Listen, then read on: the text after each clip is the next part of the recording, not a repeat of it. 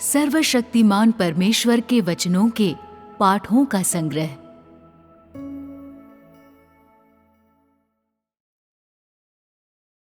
स्वयं परमेश्वर जो अद्वितीय है। 6. परमेश्वर की पवित्रता। 3.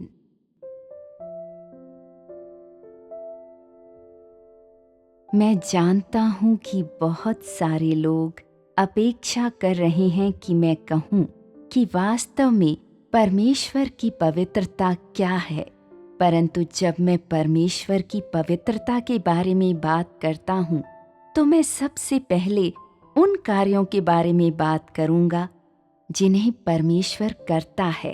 तुम लोगों को ध्यानपूर्वक सुनना चाहिए। तब मैं तुम लोगों से पूछूंगा कि परमेश्वर की पवित्रता वास्तव में क्या है। मैं तुम लोगों को सीधे तौर पर नहीं बताऊंगा, परंतु इसके बजाय तुम लोगों को ही इसे पता लगाने दूंगा। इसे समझने के लिए तुम लोगों को मौका दूंगा। तुम लोग इस तरीके के बारे में क्या सोचते हो? यह अच्छा है। अतः ध्यान से सुनो। जब कभी शैतान मनुष्य को भ्रष्ट करता है या बेलगाम क्षति में संलग्न हो जाता है तो परमेश्वर आलस्य से किनारे खड़ा नहीं रहता है। न तो वह एक तरफ हट जाता है या न ही वो अपने चुने हुओं को अनदेखा करता है जिन्हें उसने चुना है। वह सब जो शैतान करता है वह बिल्कुल स्पष्ट है और उसे परमेश्वर के द्वारा समझा जाता है। इससे कोई फर्क नहीं पड़ता है कि शैतान क्या करता है। इससे कोई फर्क नहीं पड़ता है कि वह किस प्रवृत्ति प्रचलन को उत्पन्न करता है, क्योंकि परमेश्वर वह सब जानता है जिसे शैतान करने का प्रयास कर रहा है। और परमेश्वर उन लोगों को नहीं छोड़ता है जिन्हें उसने चुना है। इसके बजाय परमेश्वर कोई ध्यान आकर्षित किए बिना गुप्त रीति से शांति से सब कुछ करता है जो आवश्यक है। जब वह किसी पर कार्य करना प्रारंभ करता है, जब वह किसी को चुनता है, तो वह इसकी घोषणा किसी पर नहीं करता है, न ही वह इसकी घोषणा शैतान पर करता है। कोई भव्य भाव प्रदर्शन तो बिल्कुल भी नहीं करता है। वह बस बहुत शांति से, बहुत स्वाभाविक रीति से जो जरूरी है उसे करता है। पहले वह तुम्हारे लिए एक परिवार चुनता है। उस परिवार की पृष्ठभूमि किस प्रकार की है, तुम्हारे माता पिता कौन हैं, तुम्हारे पूर्वज कौन हैं, यह सब पहले से ही परमेश्वर के द्वारा निर्धारित किया गया था। दूसरे शब्दों में, ये उस पल के फैसलों की प्रेरणा नहीं थे जिन्हें उसके द्वारा लिया गया था, परंतु इसके बजाय यह ऐसा कार्य था जिसे लंबे समय पहले शुरू किया था। जब एक बार परमेश्वर तुम्हारे लिए किसी परिवार का चुनाव करता है तो वह उस तिथि को भी चुनता है जिसमें तुम्हारा जन्म होता है। वर्तमान में जब तुम रोते हुए इस संसार में जन्म लेते हो तो परमेश्वर देखता है, तुम्हारे जन्म को देखता है, तुम्हें देखता है जब तुम अपने पहले वचनों को बोलते हो, तुम्हें देखता है जब तुम लड़खड़ाते हो और अपने पहले कदमों को उठाते हो और सीखते हो कि कैसे चलना है। पहले तुम एक कदम लेते हो, फिर दूसरा कदम लेते हो। अब तुम दौड़ सकते हो, अब तुम कूद सकते हो, अब तुम बातचीत कर सकते हो, अब तुम अपनी भावनाओं को व्यक्त कर सकते हो। इस समय के दौरान जब मनुष्य बड़ा होने लगता है, शैतान की नजरें उनमें से प्रत्येक पर जम जाती हैं, जैसे कोई बाघ अपने शिकार को देख रहा हो। परंतु अपने कार्य को करने में परमेश्वर कभी भी मनुष्य, घटनाओं या चीजों, अंतराल या समय की सीमाओं से पीड़ित नहीं हुआ है। वह उसे करता है जिसे उसे करना चाहिए और उसे करता है जिसे उसे अवश्य करना चाहिए। बड़े होने की प्रक्रिया में हो सकता है कि तुम कई चीजों का सामना करो जो तुम्हें पसंद न आए, और बीमारियों एवं तनावों का सामना करो, परंतु जैसे जैसे तुम इस मार्ग पर चलते हो, तुम्हारा जीवन एवं तुम्हारा भविष्य सख्ती से परमेश्वर की देखरेख के अधीन होता है। तुम्हारे संपूर्ण जीवन में बने रहने के लिए परमेश्वर तुम्हें एक विशुद्ध गारंटी देता है, क्योंकि वह बिल्कुल तुम्हारे बगल में ही है, तुम्हारी रक्षा करता है और तुम्हारी देखभाल करता है।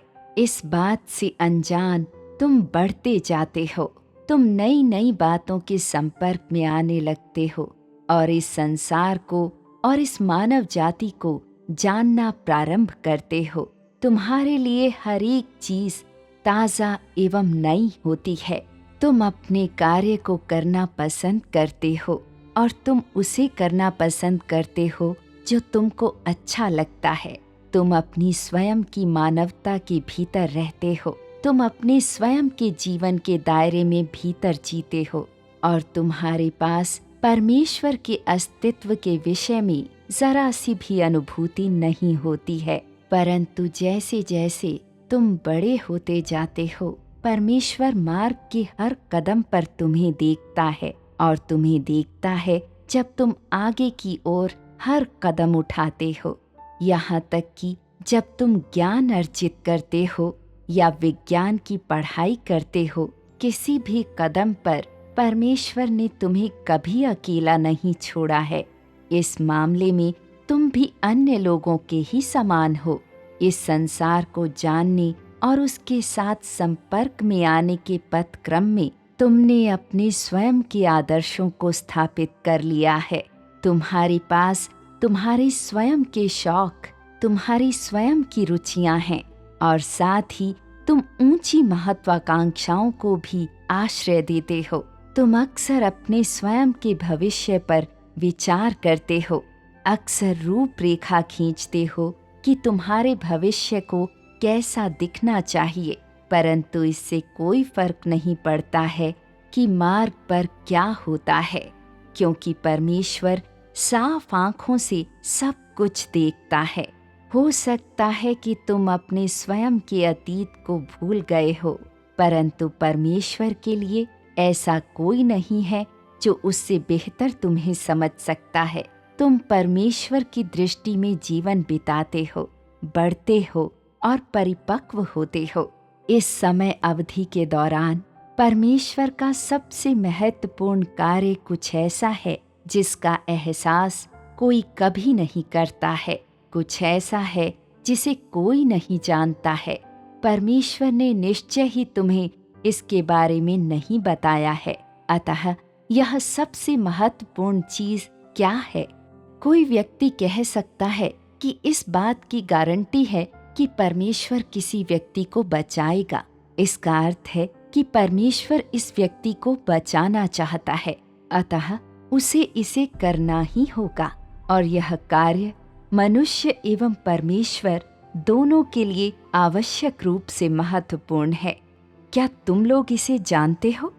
ऐसा लगता है कि तुम लोगों के पास इसके विषय में कोई एहसास नहीं है या इसके विषय में कोई धारणा नहीं है, अतः मैं तुम्हें बताऊंगा।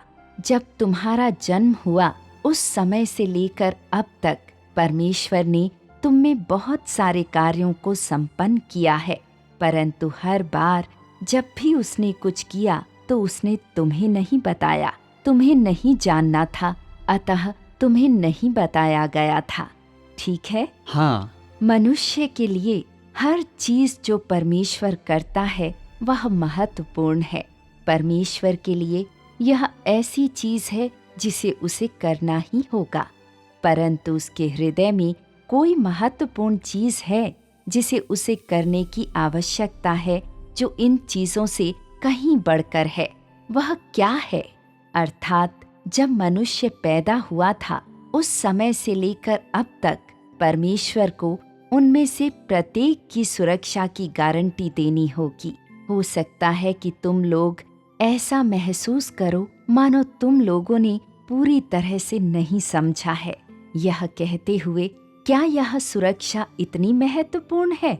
अतः सुरक्षा का शाब्दिक अर्थ क्या है?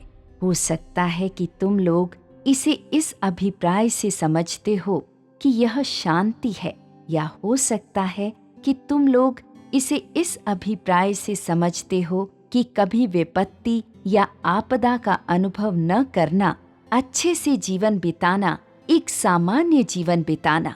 परंतु अपने हृदय में तुम लोगों को जानना होगा कि यह उतना आसान नहीं है। अतः पृथ्वी पर यह क्या चीज है जिसके विषय में मैं बात करता रहा हूँ, जिसे परमेश्वर को करना है? परमेश्वर के लिए इसका क्या अर्थ है? क्या यह वास्तव में तुम्हारी सुरक्षा की गारंटी है, ठीक इसी वक्त के समान? नहीं। अतः वह क्या है जो परमेश्वर करता है? इस सुरक्षा का अर्थ यह है कि तुम्हें शैतान के द्वारा फाड़ कर खाया नहीं जा रहा है। क्या यह महत्वपूर्ण है? तुम्हें शैतान के द्वारा फाड़ कर खाया नहीं जा रहा है। अतः क्या यह तुम्हारी सुरक्षा से संबंधित है या नहीं? यह वास्तव में तुम्हारी व्यक्तिगत सुरक्षा से संबंधित है और इससे अधिक महत्वपूर्ण और कुछ भी नहीं हो सकता है। जब एक बार तुम्हें शैतान के द्वारा फाड़ खाया, नष्ट किया जाता है, तब न तो तुम्हारी आत्मा और न ही तुम्हारा शरीर आगे से परमेश्वर का है। परमेश्वर तुम्हें अब आगे से नहीं बचाएगा।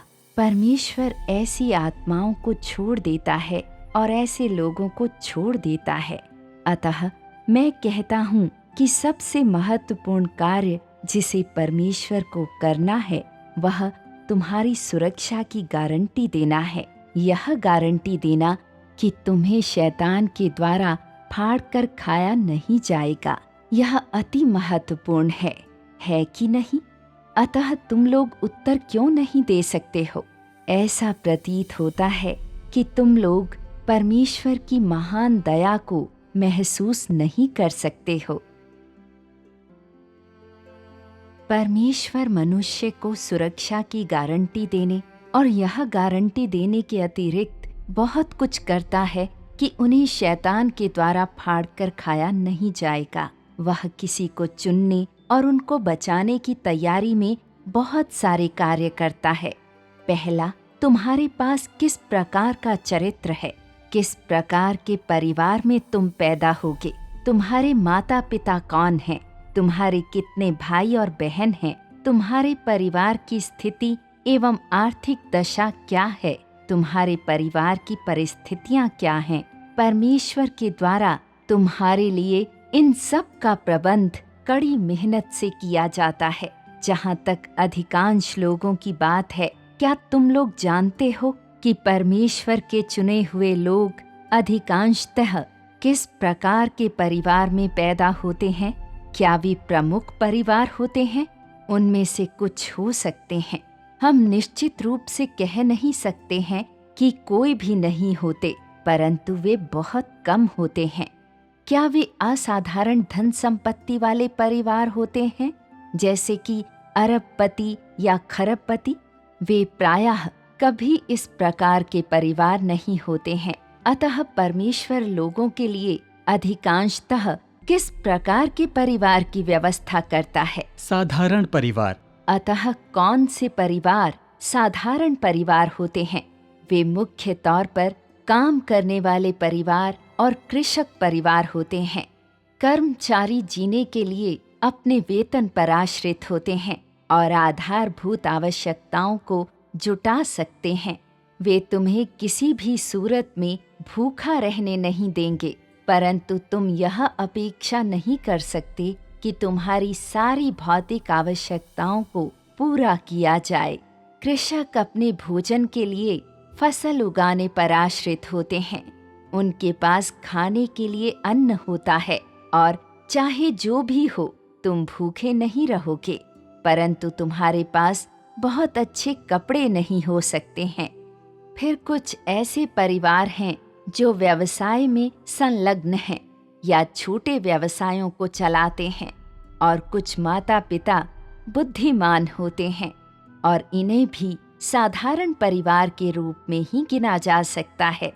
कुछ ऐसे माता पिता भी होते हैं जो ज्यादा से ज्यादा कार्यालय के कर्मचारी होते हैं या मामूली सरकारी अधिकारी होते हैं, उन्हें भी प्रमुख परिवारों के रूप में नहीं गिना जा सकता है।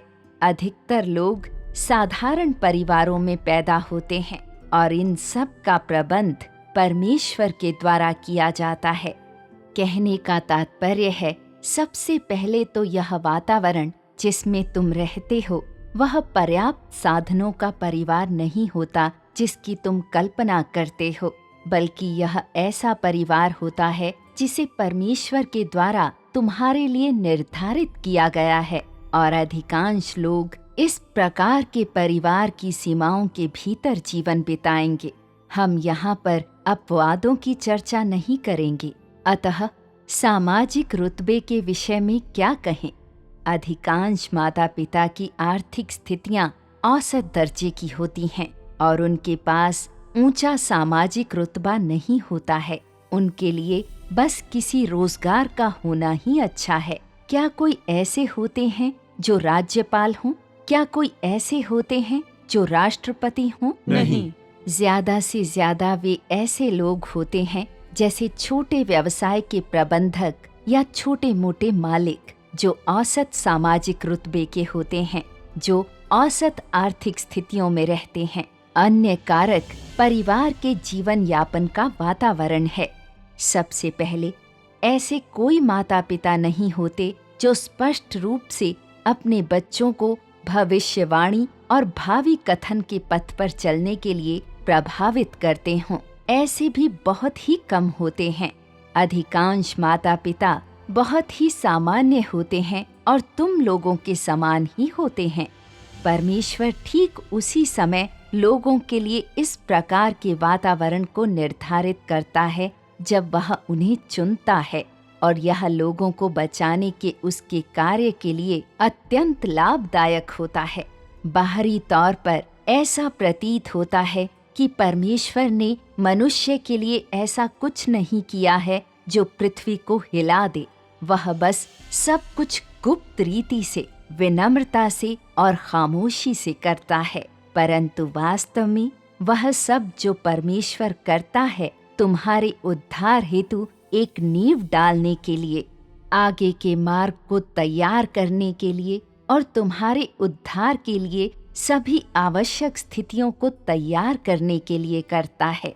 तत्काल ही प्रत्येक व्यक्ति के निर्दिष्ट समय पर परमेश्वर उन्हें वापस अपने सामने लाता है। जब परमेश्वर की आवाज सुनने के लिए तुम्हारा समय आता है, तब यह वह समय होता है जब तुम उसके सामने आते हो। उस समय जब यह घटित होता है, कुछ लोग तो पहले ही स्वयं माता पिता बन चुके होते हैं, जबकि अन्य लोग तो सिर्फ किसी के बच्चे होते हैं।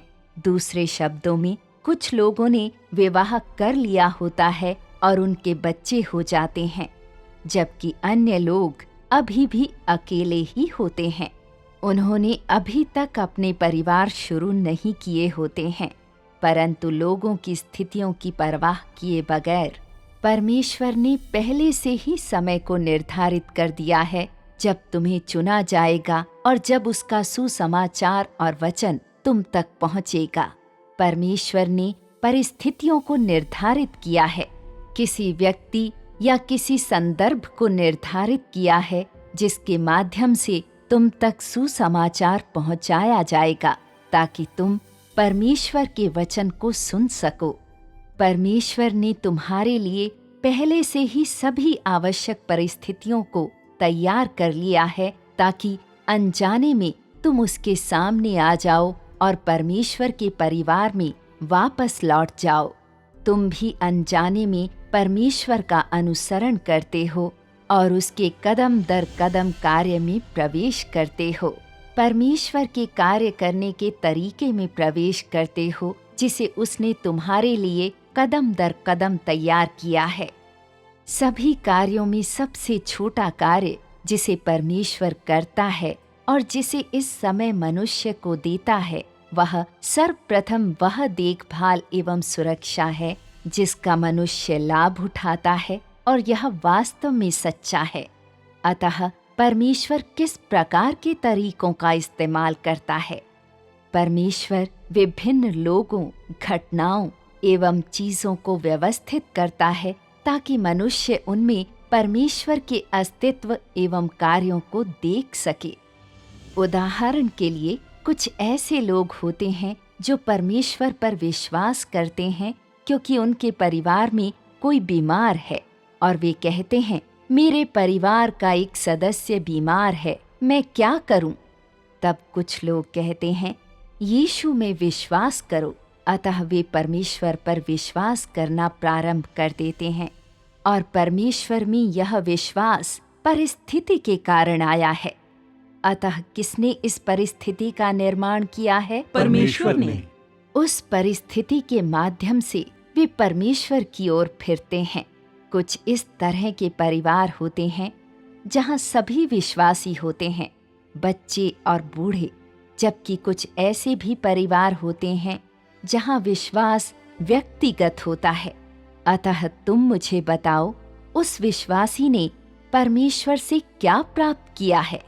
जाहिर तौर पर बीमारी आई है, परंतु वास्तव में यह एक परिस्थिति है जिसका निर्माण इसलिए किया गया है ताकि वह परमेश्वर के सामने आए। यह परमेश्वर की कृपा है, क्योंकि कुछ लोगों का पारिवारिक जीवन कठिन होता है और वे कोई शांति नहीं पा सकते हैं। एक अनपेक्षित अवसर साथ में आता है जहां कोई सुसमाचार देगा और कहेगा, तुम्हारे परिवार के लिए यह कठिन समय है, यीशु में विश्वास करो, यीशु में विश्वास करो और तुम्हें शांति मिलेगी। अवचेतन रूप से तब यह व्यक्ति अत्यंत स्वाभाविक परिस्थितियों के अंतर्गत परमेश्वर में विश्वास करने लगता है। अतः क्या यह एक प्रकार की परिस्थिति नहीं है? और क्या उसके परिवार को ऐसे अनुग्रह से शांति नहीं मिलती है जिसे परमेश्वर के द्वारा प्रदान किया गया है? मिलती है। अच्छा, यहाँ पर कुछ ऐसे लोग भी हैं जो कुछ अन्य कारणों से परमेश्वर पर विश्वास करने लगते हैं, परंतु इससे कोई फर्क नहीं पड़ता है कि कौन सा कारण तुम्हारे अंदर उसके प्रति विश्वास पैदा करता है। इन सब का प्रबंध एवं मार्गदर्शन वास्तव में बिना किसी संदेह के परमेश्वर के द्वारा किया जाता है। पहले तो परमेश्वर ने तुम्हें चुनने के लिए और तुम्हें अपने परिवार में लाने के लिए विभिन्न तरीकों का प्रयोग किया। यह पहला कार्य है जिसे वह करता है और यह एक अनुग्रह है जिसे वह हर एक व्यक्ति को देता है। अब अंत के दिनों में परमेश्वर के कार्य के साथ वह मनुष्य को सिर्फ अनुग्रह एवं आशीषें ही नहीं देता है जैसा उसने शुरुआत में किया था, न ही वह लोगों को आगे बढ़ने के लिए फुसलाता है। यह अनुग्रह के युग में कार्य की उस नींव के कारण है। इन अंत के दिनों के कार्य के दौरान परमेश्वर के कार्य के सभी पहलुओं से मनुष्य ने क्या देखा जिन्हें उन्होंने अनुभव किया है। उन्होंने न केवल परमेश्वर के प्रेम को देखा है, बल्कि परमेश्वर के न्याय एवं ताड़ना को भी देखा है। इस समय परमेश्वर मनुष्य को और अधिक प्रदान करता है, सहारा देता है और मनुष्य को प्रकाशन एवं मार्गदर्शन देता है, जिससे वे धीरे धीरे उसके इरादों को जानने लगें, उन वचनों को जानने लगें जिन्हें वह बोलता है और उस सच्चाई को जानने लगें जिसे वह मनुष्य को प्रदान करता है। जब मनुष्य कमजोर होता है, जब वे हतोत्साहित होते हैं, जब उनके पास कहीं और जाने के लिए कोई स्थान नहीं होता है, तब परमेश्वर उन्हें राहत, सलाह एवं प्रोत्साहन देने के लिए अपने वचनों का उपयोग करेगा, ताकि कम हैसियत वाला मनुष्य धीरे धीरे अपनी सामर्थ्य को पा सके, सकारात्मकता में खड़ा हो जाए और परमेश्वर के साथ सहयोग करने के लिए तैयार हो जाए। परंतु जब मनुष्य परमेश्वर की आज्ञा का उल्लंघन करता है या उसका विरोध करता है, या जब वे अपनी स्वयं की भ्रष्टता को प्रकट करते हैं और परमेश्वर का विरोध करते हैं, तब परमेश्वर उनको ताड़ना देने में और उन्हें अनुशासित करने में कोई दया नहीं दिखाएगा। फिर भी मनुष्य की मूर्खता, अज्ञानता, दुर्बलता एवं अपरिपक्वता के प्रति परमेश्वर सहिष्णुता एवं धैर्य दिखाएगा। इस रीति से उस समस्त कार्य के माध्यम से जिसे परमेश्वर मनुष्य के लिए करता है, मनुष्य धीरे धीरे परिपक्व होता है, बढ़ता है और परमेश्वर के इरादों को जानने लगता है, कुछ सच्चाई जानने लगता है। सकारात्मक चीजें क्या हैं और नकारात्मक चीजें क्या हैं, उनको जानने लगता है और यह जानने लगता है कि बुराई क्या है और अंधकार क्या है। परमेश्वर हमेशा मनुष्य को प्रताड़ित एवं अनुशासित नहीं करता रहता है, न ही वह हमेशा सहिष्णुता एवं धैर्य दिखाता है, बल्कि उनकी विभिन्न अवस्थाओं में और उनके अलग अलग हैसियत एवं क्षमता के अनुसार वह विभिन्न तरीकों से प्रत्येक व्यक्ति के लिए आपूर्ति करता है। वह मनुष्य के लिए अनेक कार्य करता है और बड़ी कीमत पर करता है। मनुष्य इस कीमत के विषय में या इन कार्यों के विषय में जिन्हें परमेश्वर करता है कुछ भी एहसास नहीं करता है। फिर भी वह जो कुछ करता है उसे वास्तविकता में हर एक व्यक्ति के लिए संपन्न किया जाता है। परमेश्वर का प्रेम सच्चा है। परमेश्वर के अनुग्रह के माध्यम से मनुष्य एक के बाद एक आपदा को टालता है, जबकि मनुष्य की दुर्बलता के लिए परमेश्वर समय समय पर अपनी सहिष्णुता दिखाता है। परमेश्वर का न्याय एवं ताड़ना लोगों को मानव जाति की भ्रष्टता और उनके भ्रष्ट शैतानी सार को धीरे धीरे जानने की अनुमति देते हैं। जो कुछ परमेश्वर प्रदान करता है मनुष्य के लिए, उसका प्रकाशन एवं उसका मार्गदर्शन, वे सब मानव जाति को अनुमति देते हैं कि वे सत्य के सार को और भी अधिक जाने और लगातार यह जाने कि लोगों की क्या आवश्यकता है, उन्हें कौन सा मार्ग लेना चाहिए, उन्हें किसके लिए जीना है, उनकी जिंदगी का मूल्य एवं अर्थ क्या है और आगे के मार्ग पर कैसे चलना है। ये सभी कार्य जिन्हें परमेश्वर करता है वे उसके एकमात्र मूल उद्देश्य से अभिन्न हैं। तो यह उद्देश्य क्या है, क्या तुम लोग जानते हो? परमेश्वर मनुष्य पर अपने कार्य को क्रियान्वित करने के लिए इन तरीकों का उपयोग क्यों करता है? वह क्या परिणाम प्राप्त करना चाहता है? दूसरे शब्दों में, वह मनुष्य में क्या देखना चाहता है और उनसे क्या प्राप्त करना चाहता है? जो कुछ परमेश्वर देखना चाहता है वह यह है कि मनुष्य के हृदय को पुनर्जीवित किया जा सके। दूसरे शब्दों में, ये तरीके जिन्हें वह मनुष्य में कार्य करने के लिए उपयोग करता है वे मनुष्य के हृदय को निरंतर जागृत करने के लिए हैं, मनुष्य की आत्मा को जागृत करने के लिए हैं, मनुष्य को यह जानने के लिए हैं कि वे कहाँ से आए हैं, कौन उन्हें मार्गदर्शन दे रहा है, उनकी सहायता कर रहा है, उनके लिए आपूर्ति कर रहा है और किसकी बदौलत मनुष्य अब तक जीवित है। वे मनुष्य को यह जानने देने के लिए हैं कि सृष्टिकर्ता कौन है, उन्हें किसकी आराधना करनी चाहिए, उन्हें किस प्रकार के मार्ग पर चलना चाहिए और मनुष्य को किस रीति से परमेश्वर के सामने आना चाहिए। मनुष्य के हृदय को धीरे धीरे पुनर्जीवित करने के लिए उनका उपयोग किया जाता है। इस प्रकार मनुष्य परमेश्वर के हृदय को जान पाता है, परमेश्वर के हृदय को समझ पाता है और मनुष्य को बचाने के लिए उसके कार्य के पीछे की बड़ी देखभाल एवं विचार को समझ पाता है। जब मनुष्य के हृदय को पुनर्जीवित किया जाता है तब वे आगे से एक पतित एवं भ्रष्ट स्वभाव के जीवन को जीने की इच्छा नहीं करते हैं, बल्कि परमेश्वर की संतुष्टि के लिए सत्य की खोज करने की इच्छा करते हैं। जब मनुष्य के हृदय को जागृत कर दिया जाता है तो वे शैतान के साथ स्थायी रूप से संबंध तोड़ने में सक्षम हो जाते हैं।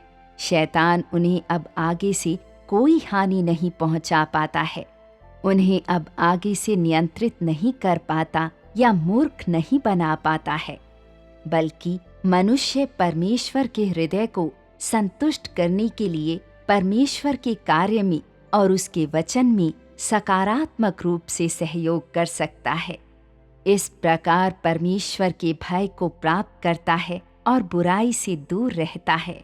यह परमेश्वर के कार्य का मूल उद्देश्य है।